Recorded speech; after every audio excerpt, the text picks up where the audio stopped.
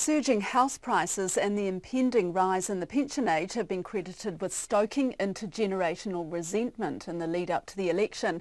One Wellington family has come up with a novel solution to push back against the generational divide and what they describe as this country's housing crisis. Our political reporter Craig McCulloch spoke to the family in the latest episode of RNZ's election year series, Is This the Brighter Future? I have everything that everyone says that I'm supposed to have. We've got university degrees. We're being paid a bit over the average income.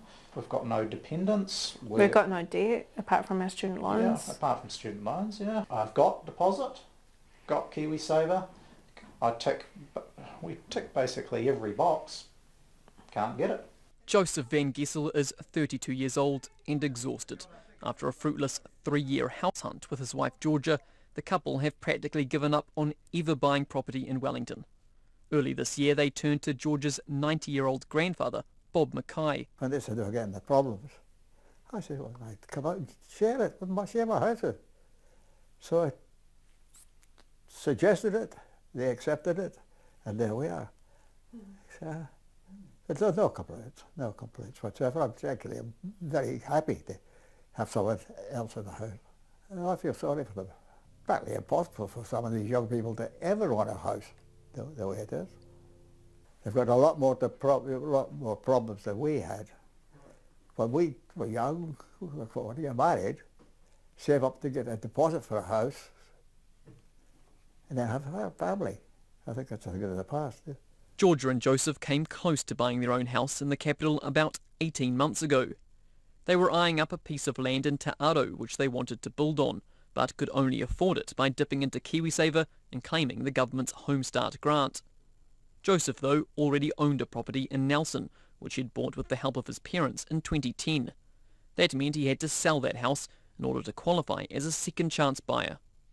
In the 6 months it took us to sell my place, get everything lined up, lawyers, go through the negotiations, and then the exact same bit of land had gone up $60,000, and we've spent many thousands of dollars with lawyers and getting outbidded in tender applications to builders reports. And that's what's happened to us multiple times, is someone's come in with a cash offer and all of a sudden they're way more attractive than whatever we could be. Together they've saved a deposit of more than $100,000, but banks will only lend them about $340,000 more on Joseph's income, as George is classed as self-employed.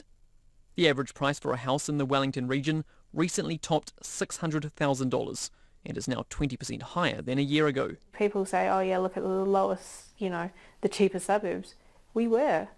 It wasn't, we've gone as far north as Upper Hutt, and I think we even looked at Waikanae at some point. I got quite low last year. This was in the middle of, committing so much that, selling a house, trying to make a life in a new place and getting knocked down again and again. So, yeah, that was one of the few big kind of life goals that I have, and to have to say that we actually can't do it is a very hard thing. Yeah, even if we could, we shouldn't, because it would all kind of fall down in a house of cards if anything went wrong. Georgia and Joseph don't pay rent but cover all the expenses and take care of the cooking and cleaning. And Bob suggests others in his generation consider opening the doors to their grandchildren too. Oh, they're marvellous cooks, that's what they used to. Oh, gosh. And the great ones were spices. Oh, but apart from that, no problem at all. Oh, I just hope that things change and change as quickly.